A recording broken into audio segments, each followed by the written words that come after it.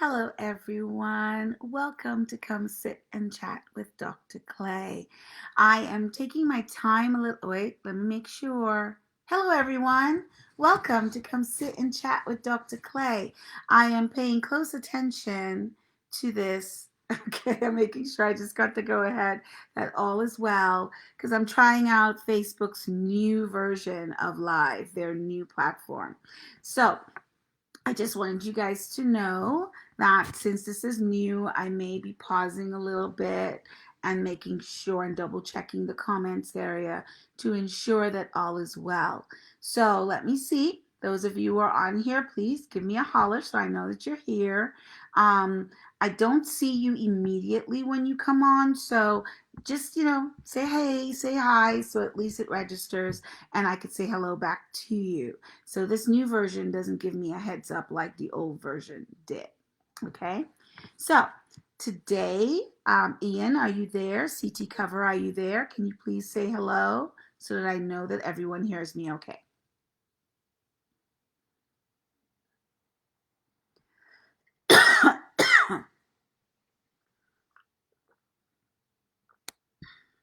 All right. Well, I suppose everybody's there, so I'm just go with it. So today, guys, our Come Sit and Chat's focus is going to be on rape, molestation, and secrets. Okay. There is a delay. I see to cover. So, as you know, today we are going to be talking about a very sensitive topic: rape, molestation, and secrets during COVID-19 quarantine. So, we will be discussing things that may trigger someone past some of your past feelings or some of your emotions. Hi, Carlin. Okay, so I want you to welcome this as an opportunity for you to focus on taking the steps towards healing. But this is what my goal is, to at least raise the awareness and help others to be able to take those steps towards healing. So, while we are now on quarantine, many victims are finding themselves locked up with old abusers, sometimes new abusers, and maybe future abusers. We don't know. Sexual assault happens not only to women, it also happens to men. It happens also to children and the elderly. So I want during this time, please make sure you put any comments and questions because I know this topic is not always the best, but it's a topic that needs to be heard and questions need to be asked if you have any. Okay? Many survivors have shared with me through therapy or even in some of the research studies that I have read. Many survivors have shared that most of the victims, things, there's a certain percentage that happens either at home or a certain percentage that happens at different things. So I went and I looked at specific stats, and I'm going to read those right now. So if you see me looking down like this, it's because I'm reading it. But anyway, so we have 48% of victims were stated that they were sleeping or they were performing another activity at home. Okay, 29% of victims were actually traveling, either to and from work or school, or traveling or for shopping or running errands, or something like that. 12% of victims were at their job. 7% of victims were attending school, just everyday school. And 5% of victims stated they really couldn't remember, they were just doing some random things. Now, just from the data that I've just read, you see that the majority of the individuals where these incidents occurred, they were at home, which happens to be where most of us are at this moment during COVID-19 quarantine. We are at home on lockdown. Okay, so I want you to know that there are different types of assaults that can happen during quarantine. I'm just going to give you a couple of examples. So, and I'm going to define them because many people don't know what they are. So we may have an individual may get raped, which is actual sexual intercourse against a person's will. This could also happen in a marriage. You can go through marital rape as well. Also, unwanted sexual touching can happen during this time. Sexual contact with minors, whether it's consensual or not, or incest, which is sexual intercourse or sexual intrusion between family members. And then any kind of unwanted or coerced sexual contact. Okay? These are different things that could happen during quarantine, just to name a few. Now, some people might think, oh, the person has to be, just plain old sober. No, it can happen when you're intoxicated or under the influence. Because imagine this. People think that this kind of stuff, my father used to say, don't put down your drink anywhere because somebody could put something in it, right? So I have grown up knowing that. Myself and my sisters, we don't trust nobody to go to the bar and pick up our drinks. But you're like, well, I'm at home, so what's the big deal? Well, it's still a big deal. You still need to be aware of where you put things down, be aware of your surroundings. If you know, wait a minute, but I thought I'd done drink this already. How come it full up again? And all of a sudden, you're like, wow, I'm drunk. So it doesn't just only happen at a party or a club. In our current environment, within our households, some of us are finding ourselves with people of different personalities that we haven't hung out with for a long time, or different relations, because it's not just only your parents, your brothers, your sisters. Some of us have friends staying with us. Some of us have uncles and aunts staying with us. So, and everyone is finding that they're responding to isolation and all these new emotions in different ways. So in a situation where somebody may have given you drugs or alcohol, and I keep looking over here because I have my cup with my tea, so I'm going to put it so where you can see why I'm looking over here, but somebody can put something in your cup even while you're at home, okay? And you're now under the influence, so now you have, your judgment is impaired and you have lower inhibitions. So I just want everyone to know, in the eyes of the law, you cannot consent to have sex when you're under the influence of drugs or alcohol, or both. The next form of abuse that can occur during quarantine is child abuse, child sexual abuse. I know many people do not, they think, oh my God, that's such an uncomfortable conversation to have, but we need to have it because it's happening. It may not be happening at this moment to you, but I promise you it's happening to either someone you know, an acquaintance, and nothing is being said. So let me define what child abuse is. Child abuse is any sexual act with a child by either a parent or an adult or someone who is older or more powerful than the child. Yes, as a parent, teacher, relative, are these any signs that we can look for? Yes, there is. I'm going to get more into that in a few minutes, CT cover. Thank you for pointing that out, because it's any adult, okay? It involves the person either forcing, tricking, bribing, threatening, or pressuring a child into doing specific sexual acts. So this abuse can be physical, verbal, or emotional. It includes acts of sexual touching, exposing a child to pornography, taking pictures, pornographic pictures of a child, peeping at a child, exposing yourself to a child, or attempting to perform forms of sexual acts in different orifices of a child. Now, I know to some of you, you're like, why is she being so detailed?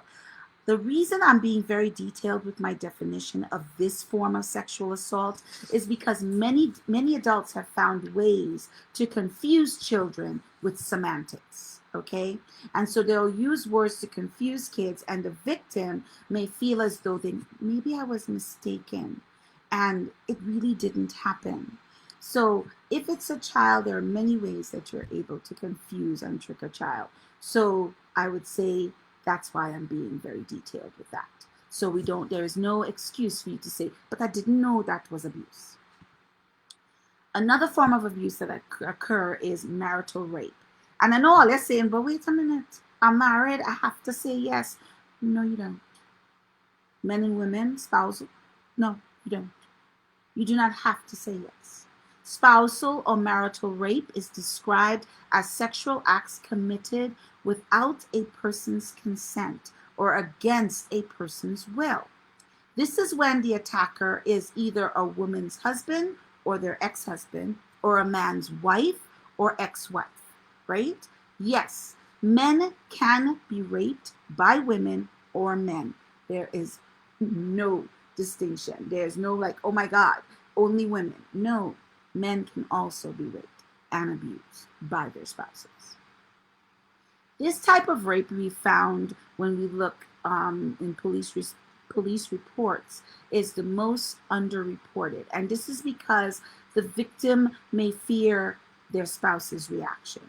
And they may feel fear as well as shame, or maybe there's a threat that they could lose their kids. Okay, so this is one of the reasons those things don't occur. Now we'll go into, with many of our cultures where we have secrets, there are more complex reasons why survivors remain silent and do not tell about a sexual assault, okay?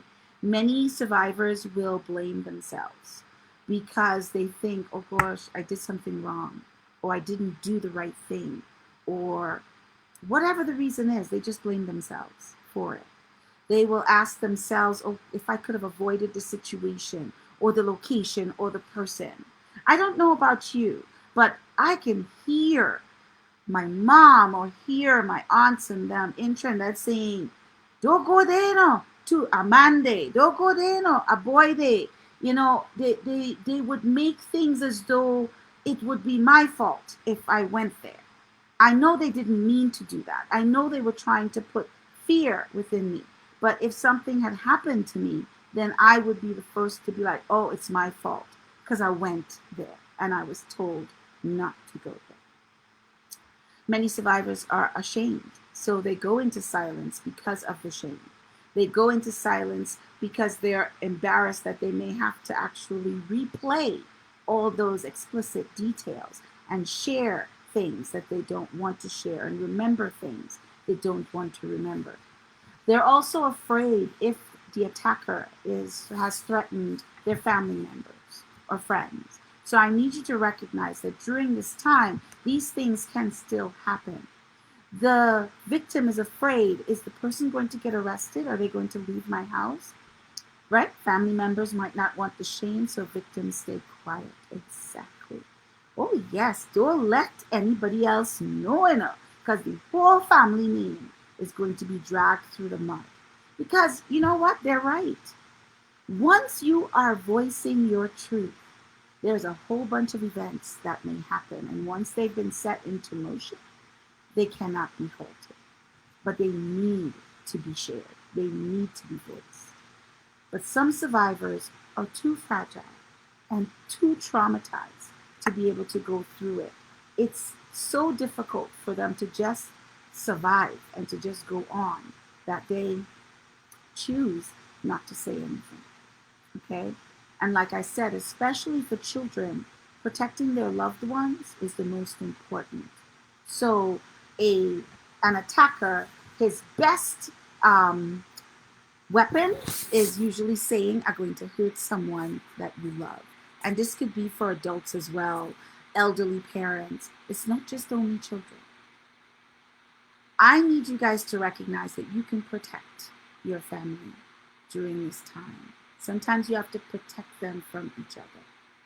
So as parents, you need to use positive tools to help keep your children aware and empower without overwhelming them, okay? So stop calling their body parts these little names, like your Susie or your pocketbook.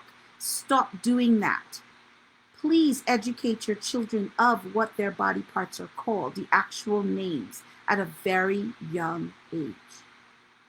Children also need to know that there are boundaries. There are appropriate touch and inappropriate touch. Stop being afraid to share those things with your kids, because you might not be the only person that is caring for your child. And if someone touches your child inappropriately, no matter what their age, your child needs to be able to know that's not okay. That's an inappropriate touch, even if the person is trying to make them touch a private area. So you need to make sure you clearly state what are the boundaries on our bodies and what needs to be respected. Children need to be taught how to say no and mean it. Okay? I know some of us are like, no, me, I'm a child. You're taught to be rude. No, it's not about being rude.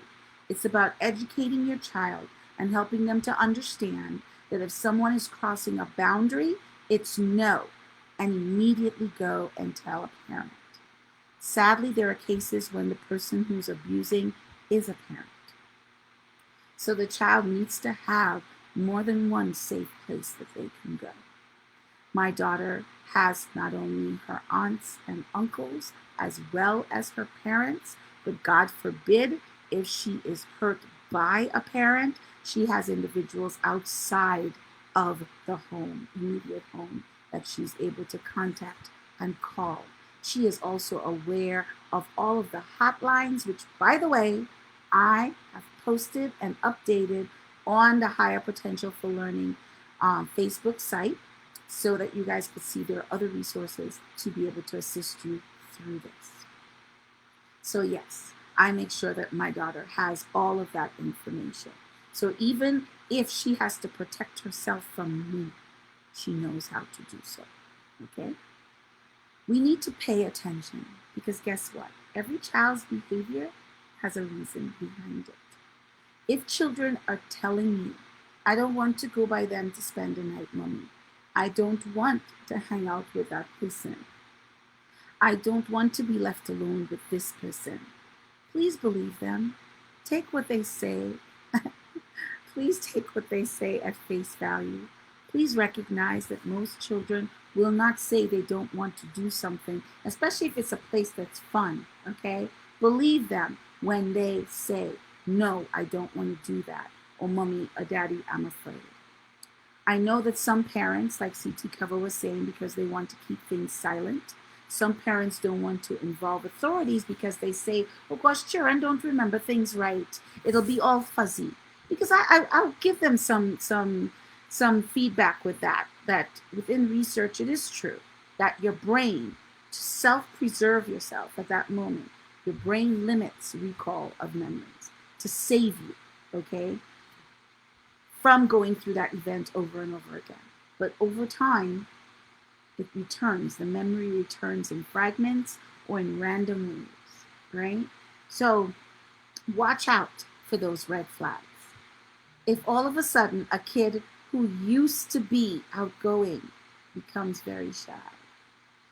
If a kid liked to eat and then all of a sudden doesn't want to eat at all, used to bathe and didn't have problems with hygiene, now you have to force them to go in the bathroom to bathe. They're frightened to bathe by themselves. Children who were easygoing and all of a sudden they're getting agitated. Kids who were energetic and all they want to do is sleep and hide in the bed. When a child behavior changes suddenly, there's a reason behind it. So please pay attention. You don't have to be the child's parent to pay attention. You can be their sibling. Pay attention. You can be a cousin, an aunt, a friend. Please pay attention and ask the questions.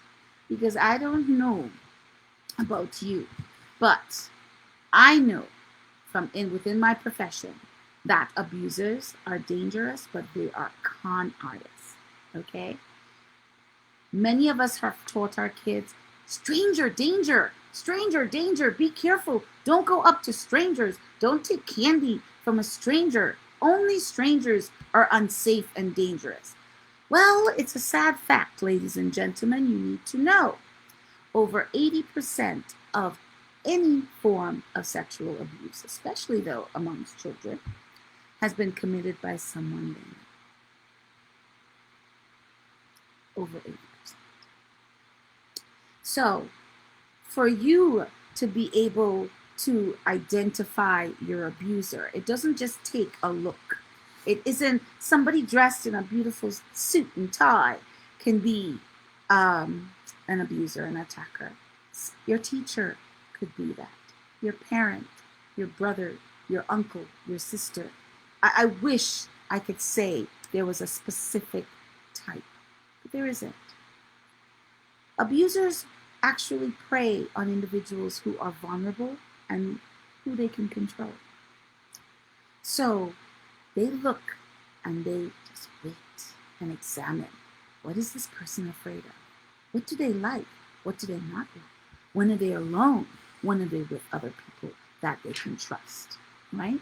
So now, as I had said previously, with all the different definitions that I gave you of sexual assault, I said that it has to occur without a person's consent. So some people are like, well, what is a person's consent? What is consent? Well, so for those of you who may not know what consent is, let me break it down for you. And I'm going to use myself as an example. Okay? I'm still looking over here at our comments to make sure I'm not missing anything. So, if I am giving someone consent to perform a sexual act with me, first, I must do so voluntarily, okay, without any coercion, okay? So I have to be sober, I have to be drug-free, I have to be enthusiastic about it, okay, and well-informed as to what is going to be done, all right? So, and finally, at some point, we both have to say yes. Because if we don't know what's going to be done or we don't agree with what's going to be done, we may say no verbally. All right. So we both have to at least say, yes, this is something that we want to partake of together. All right. So, but consent is never implied and it cannot be assumed, even in a relationship. So just because you're dating or you're married to a person does not mean that you have natural permission to have sex with your partner. Okay? You have to get permission. All right? So a person, again, I'm going to say a person who's intoxicated or under the influence of any illegal drug, they cannot legally give consent. All right? So please let's get that straight. If they're intoxicated, they cannot legally give consent. So if you're drunk, or if you feel like you're too drunk to make decisions or too drunk to communicate yes to your partner, then you might as well wait till you're a little bit more sober, please. So also the absence of no, because I've heard perpetrators say this as well. Well, they didn't say no, so it must mean yes. The absence of no does not mean yes. Both individuals should be involved in the decision of having sex. So this is why sometimes an infirmed elderly person cannot do so because they're not of right mind, and a child cannot do so because, again, they don't understand what is being asked of them. So I encourage people who are in relationships, especially between adults, okay, that you ask open-ended questions and you listen to what your partner has to say out of respect for their response. So whether you hear yes or no, you should ask. Or you might ask or say something like, I'd really like to do this. How does that sound to you? Or you might say, how does that feel? Or you might also say, what would you like to do today or tonight? Right? Those are some things that you might say when you are asking from two adults who are consenting so that it's not an assault. And you know that both individuals want to do this with each other. If you are recovering from a sexual trauma, and I know there are many individuals out there who are, I want you to reach out to someone that you do trust, if you can. Because I know it's scary to open up to somebody, but I promise you it'll set you free. It really will. Select someone who is supportive, who can be empathetic, who is calm. But if you don't have somebody that you can trust, please talk to a therapist. Call a rape crisis hotline. Like I said, I have put those links in the Higher Potential for Learning. I will also share it on different groups and on different sites as well. But on Higher Potential for Learning, you will find the links for rape crisis hotline, sexual assault, children's authority, those different things.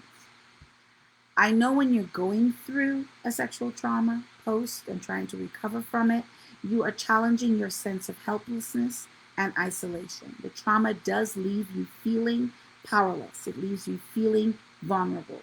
One of the best ways for you to reclaim your sense of power is by helping someone else. Something as simple as giving blood, doing something positive, being there for a friend in need. And during this time, you're able to do that, even virtually. Okay, I'm still checking good. You might also consider joining a support group. All right. You might join support groups, and these support groups will help you feel less isolated and less alone because they're going to provide you with information that you need on how to cope with what you're going through and help you to deal with your symptoms and take the steps towards recovery. Or it might help you to connect with either an online support group or a support group in your area as your city or town or country reopens. But if you cannot find one that you can go to face when we are not in lockdown anymore, then I would say look for an online group.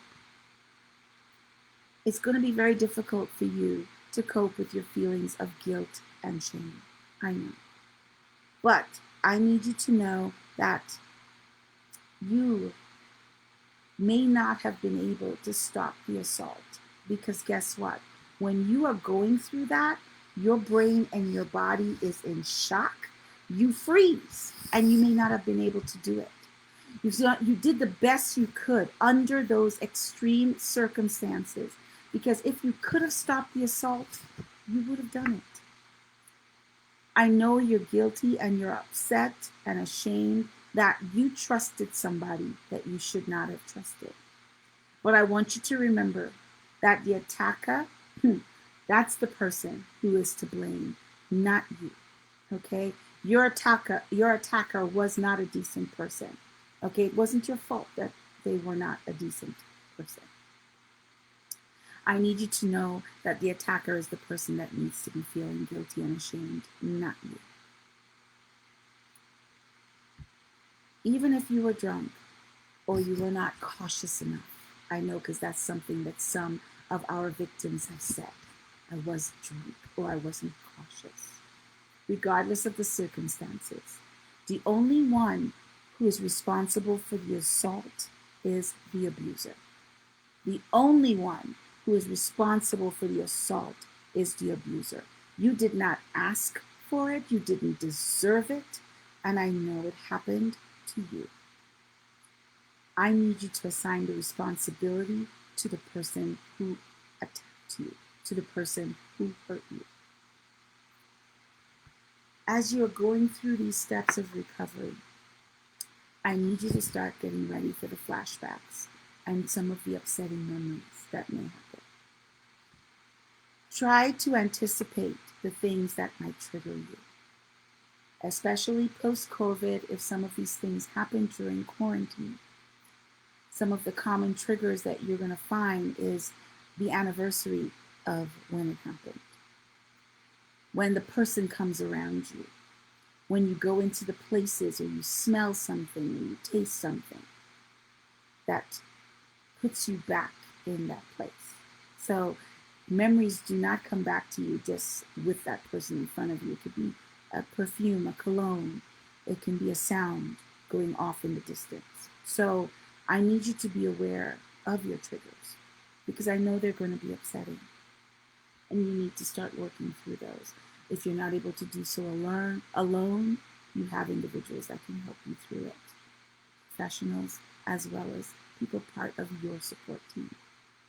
Pay attention to how your body reacts to those danger signals, okay? So your body and your emotions will give you clues as to if you're getting ready to have an anxiety attack or a panic attack, or if you're going to be stressed or if you feel unsafe, okay? So pay attention to those clues. Start working on your breathing because taking deep breaths and trying to calm down your racing thoughts are things that would occur. But when you're having a panic attack, the thoughts are racing, you're short of breath, you're having hot flashes, you might be dizzy, you have nausea, all of these things are happening. So you need to take the steps to self-soothe. So when you notice those things, you're going to try to start working on soothing your panic and doing maybe some simple breathing exercises. I also shared links with those exercises, as I said, on Higher Potential for Learning, on the updated resources for Come Sit and Chat. When you are having some of those flashbacks, I know you need to reassure yourself that you are in a reality. You need to probably say to yourself, I'm feeling panicked. I know I'm frightened. I know I'm overwhelmed because I'm remembering what has happened. But as I look around me, I am in my office. There's the bookshelf. I look at over here. There's a newspaper that tells me the date and the place and where I am. I look over across the room. I'm in the room with my child, with my husband. I am safe. If you have to tell yourself that, talk yourself down off the ledge, you do so that you can ground yourself. So there are grounding techniques that you can start using where maybe you're tapping your arm. You're drinking a cool drink.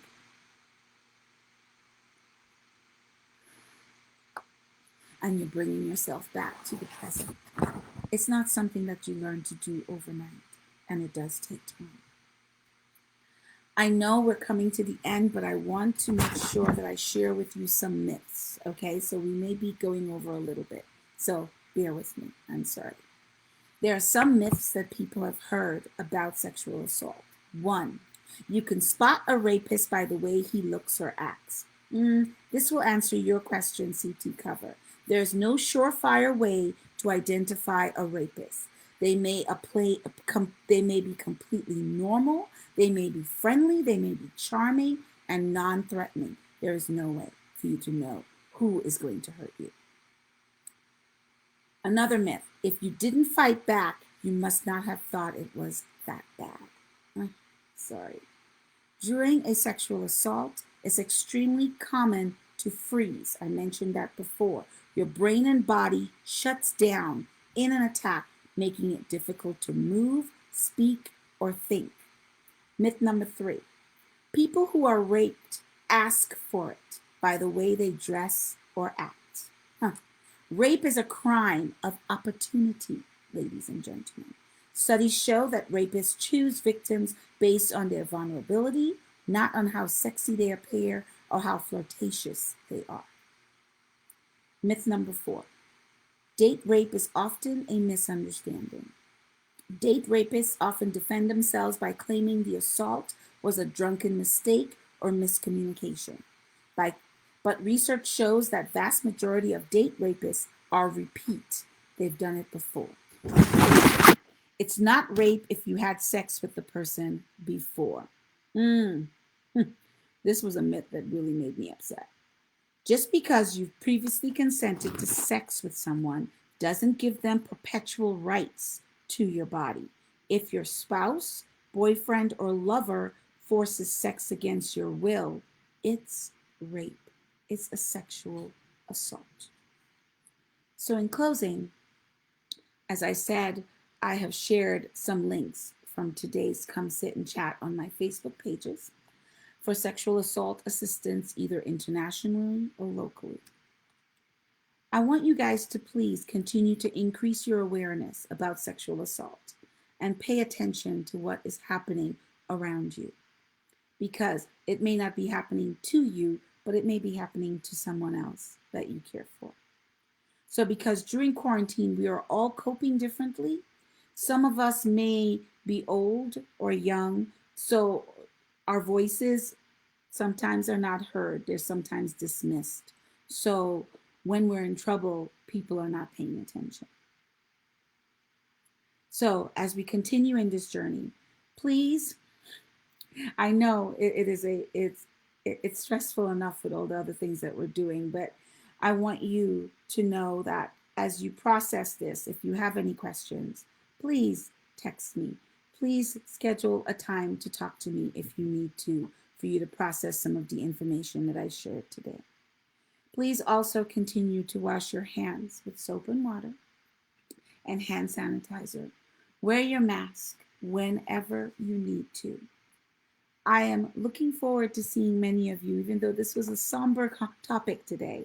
As I said, it was a topic that needed to be heard.